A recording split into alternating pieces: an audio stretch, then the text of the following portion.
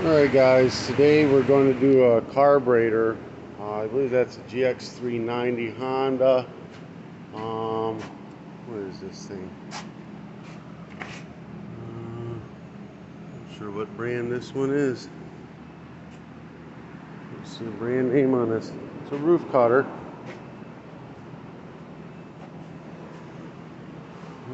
Oh, here we go. Roofmaster. We got a roofmaster roof cutter. Alright, let's on the gx390. We're going to do the carburetor. So first we're going to pull off the air filter cover. We're going to go ahead and take out this air filter. So we're going to take out these two 10 millimeters. I think there's one up in here too. Let's turn on this flashlight on this thing. There's one in here too. It's buried maybe? Yeah, there it is. 10 millimeter right there too. Take that off. There's a hose on the back of this, but as long as you pull this out, it'll come off as you pull this out. If it doesn't, give it a little squeeze, that little clamp, and give it a little, twist. Make sure you pull these levers that way. Boom. There you go. Alright, next thing, pull off this old choke arm. Throttle. So, oh, what the heck? Oh, this guy came off. Goes on the outside there. Throttle arm. So we're going to pull this out a little ways. Actually, you know what? Let's go ahead and get this fuel line off first. I always drain every bit of gas that I can out of it. I just cut the bottom of a 5-gallon bucket off, turn the funnel upside down just to kind of direct it to the, this. I always get rid of all the gas and clean the gas tank out of all debris. There's a little bit of water, boom, this carburetor is not working anymore. Dirt, carburetor's leaking. So you always want to make sure that the inside of the tank is perfectly dry and clean. Alright, so then we're going to pull this guy out a little bit. Give a full throttle with the rod here and pull it straight up. Spring comes right out of here, this spot right here. It came disconnected on the back. That happens, you just reconnect on the back when you're putting it back together. The gaskets back here, I wouldn't even mess with it. I would just leave it right there. Don't even touch it, just leave it in one piece. If it stays on the carburetor, leave it right there on the carburetor. Don't mess with it. If it splits in half, I'll put in the description, new carburetor, it'll have gaskets, filters, there's a recoil, everything in the kit for this motor. It's a nice kit to have, it's super cheap. But let's say you're out in a job site and you split the gasket and you're not going to be able to get one. Not a big deal. If you slide it back together, it will run. It won't leak that much. You can even put some shellac, Indian head is common stuff you find in an auto parts store on each side, and then slap it together. It won't leak at all, and you put the Indian head on it. So it's not that big of a deal. Just it has to be there, because if you're missing half of it, it would leak too much and run lean and wouldn't run properly. Look at this gas, is yellow and bad. Bad gas. Alright, we're going to go ahead first, before we take this apart, we're going to rinse all the outside down with carb cleaner. Just try to get rid of the majority of the dirt. We don't want to get more dirt in the carburetor. We're trying to clean it, Yeah, I don't know if you can see it. That gas is just murky and yellow. And right now this is all slanted up, so I'll have to slant it down. Just pop this arm out and bring it down where it's level and get all this out. But that's why this thing had very bad power when it was running. It's just water and freaking old gas, just horrible. Alright, 10 millimeter, pop that off. Pull off. Look at that. Oh, nice. I'm going to go ahead and pop this pin right here out. It's stuck, so I'm going to have to wiggle it and twist it and get it out, and then pop the float off. And then 10 millimeter, pop this bowl off. Look at that. Muddy water. Alright, so flathead screwdriver and pop this main jet out. I've taken a number 2 flathead screwdriver and just ground the sides off of it so that it fits perfectly right inside of the where the jet is. So this jet's not going to come out. It's stripped out in there. It's not a big deal if it doesn't come out. It just requires some extra attention to make sure you clean it out. But if you get it out, you can also knock the orifice tube out and clean them both. I've got a trick that I use that cleans them really well. So we're going to go on to the idle circuit jet. We're going to remove the idle screw right here. We're going to pop this little triangle cap off, just pries right off. And then we're going to get the flathead screwdriver up underneath this and pry it up as well. It'll pry right up. So this is a idle circuit jet. Some of them are just plastic, some of them are brass. This one's just a plastic one. But you got to rinse out this hole and these holes, make sure it's good and cleared. Alright, now let's get to the good stuff here. This is 14 karat gold testing acid. It's got the green top. I've tried all the other kinds, they don't work. Some of them will even eat the brass, some of them will eat the aluminum. I've tried making my own acids, and this has always been the stuff that has worked the best for me. It's a GT44. So you get a bottle of this. This will do 50 carburetors all day long, every day, no problem. So what we're going to do here is we're going to put a couple of drops. Now, be very careful. This will burn your skin, this will burn your eyes. Wear safety goggles, wear gloves. It will burn you. Rinse with water, it dilutes it, it gets rid of it right away. If you get in your eyes, rinse it out with water right away. Don't freak out, don't friggin' panic, or you're gonna fuck yourself up. Safety goggles, guys, I can't tell you enough.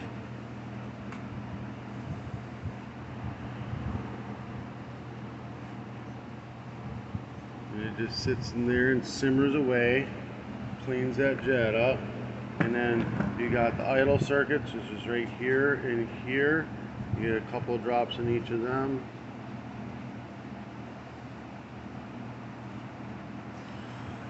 Just let them simmer along for a minute.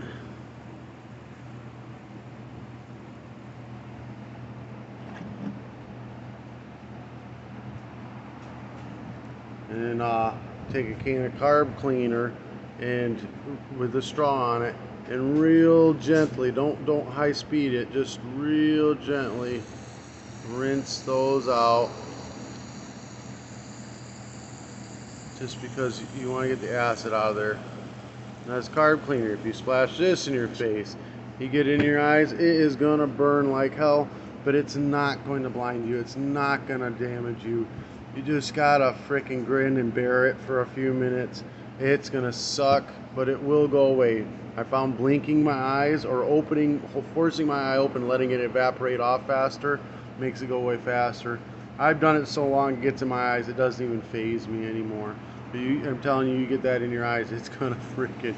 I watched a kid knock himself out in this shop once because he got in his eyes, started swinging his head around like an idiot and bashed his head against a chair.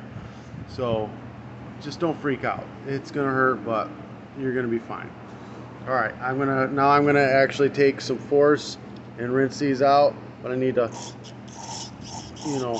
be careful still because it comes out here, it comes out other spots. So I'm gonna do this with 2 hands and through here, get it rinsed out really good. I'm gonna do that process a couple more times, just because I couldn't get the jet out, so I really want to make sure that it's really clean. You can see it's gotten really better in there already. All right, and then these 2 front ports as well.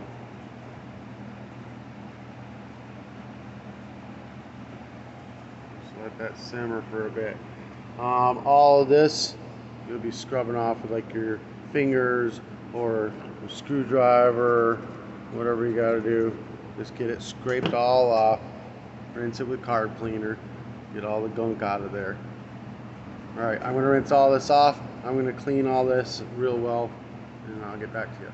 I'm going to float, get it nice and clean as you can. If it's still stained, it's okay. Just get the big chunks, the gunk off of it. Thing with the bowl, get it all cleaned up. I like plugging a hole with my finger here and then filling up with a little bit of carb cleaner and swishing around with my finger or a wire brush or something like that. Then you got like a bowl of juice in there all the time. You can just keep scrubbing it. And the idle jet, rinse that out really well. Rinse this bowl out really well. Make sure everything in the carburetor is all rinsed out really well. Screw this down, tighten it on. Cross thread it. Put the idle circuit on. It's got two flat spots. So one of the flat spots is going to be up against that flat spot there. Just so pop it right back in. Line the flat spots up and push it in. Triangle piece on top, push it in. Put the idle screw in. We're going to go ahead and put the float back in. Notice I never even took the needle valve out of it. I just left the needle valve right in it the whole time. I really did clean this rubber tip here very well. Make sure it's shiny and clean, no debris on it. Now if you've got to take it apart because it's that bad a shape, then go ahead, take it apart. But there's a little spring in there, and if that thing pops out, it's gone. So if you can avoid taking it apart, avoid taking it apart. Alright, then put the pin back in, it holds it all in place. It's nice and clean. It's not perfect, but it is as good as it needs to get. Put the drain bolt away from the inlet, fuel inlet. Just have it on the opposite side. And this bowl that holds it in, we got to clean it, make sure that bottom's clean. If this isn't clean, if whatever debris is there pops off, it'll clog the jet, so make sure you clean it. So full of water, it's not even letting the gas pour through it. So I've got to literally, it's only got a little bit left in the bottom. I literally got to dry it out like this. There, hose. Whatever way you got to do it. If you got to take a rag and shove a rag down inside of there and let it soak it up and pull it out, wring it out, do it again until you get it all out. Get it all out. You got to get it empty and clean. You got to make sure that the fuel is flowing freely through this line. Water clogs the screen and it won't let it through. I think you got it all. There's still stuff in there. And you see the water droplets in there and everything. Still got to get all that out. Once you got it all cleaned out, dump a little bit of fresh gas in it just to make sure that the fuel is, it's easier to do this with two hands, but just make sure that the fuel is flowing. Yeah, it's flowing just fine. All right, so now we're going to go ahead with reassembly. We're going to go ahead and put the carb back on. Make sure that you got the gasket between the engine and the carb. Mine's still on there. I'm going to grab this rod and re-hook it up. Slide it in a little more. It'll drop right into this place. And then that's it. The spring hooks here. I gotta do it with two hands. Make sure that the other side of the spring is hooked in right there. Alright, push this all the way back. That's that. Okay, that's, put it back on here. Stab the fuel line on.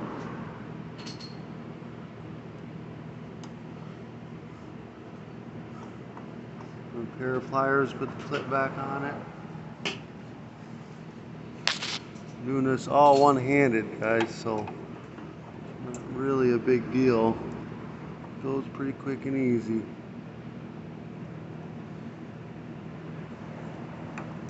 Put that in there. I'm going to throw a splash more gas inside the tank to make sure that the carburetor isn't leaking. I've had times where the carburetor, after doing all of what I just did, will leak, and then I found that if you just take, a ratchet and you tap the bottom bowl bolt, it's the needle valve stuck because it's been so far down that it'll stick. and it'll leak. But this isn't leaking at all, so we're good. But if it does leak, just tap that. And you want to do this first, because once you get this air filter assembly on there, it won't show that it's leaking. It'll just fill up the cylinder with gas. You won't know it's leaking. This way you know if it's leaking or not. Oh, probably helps if you turn the fuel on though. Turn the fuel on and then check for leaks. Alright, it's been long enough that it'll leak. Turn the fuel back off. Put your choke on. And turn it to where they're both facing this way. And then you're going to go ahead. Oh, let's go ahead and clean all this dirt and everything out of this guy before we put it back on. Just use the air chuck, blew all the major debris out of it. We're going to slide this. We're going to get it lined up on and then slide it in place. You get it to a certain point, make sure that you're not catching on anything. And then it looks like this hose right here, you're going to want to make sure that that hose is lined up on it, because it'll stop it from going in. There you go. And go ahead and push it right on. They push that hose right back on and everything. And then two 10 millimeters and a 10 millimeter here. The air filter, I'll have these all in the parts, you know, if you look in the description below, it'll be listed down there if you need new ones. Take it off, take it apart, blow it all off with air, and it's good to go. Pop it on. There. Little wing nut. Put it on. Blow the air filter cover out, get it right. On wing nut. Oil. Since we had a carburetor issue, it probably leaked gas into the cylinder. If it's way over full like that, it's probably got gas in the oil. It's best to just go ahead and drain it out and put fresh, brand new. But if the oil looks like that and it doesn't have gas in it, it's way past the time to change your oil. Anyways, change your oil. This machine, it's easy. You just lean this thing back and let the oil flow out. Alright guys, so this thing has other issues besides the carburetor water in it. I think compression release valve on the cam is bad or something. It's got like super high compression. I'll take the valve cover off and check that out. We'll do that in another video though.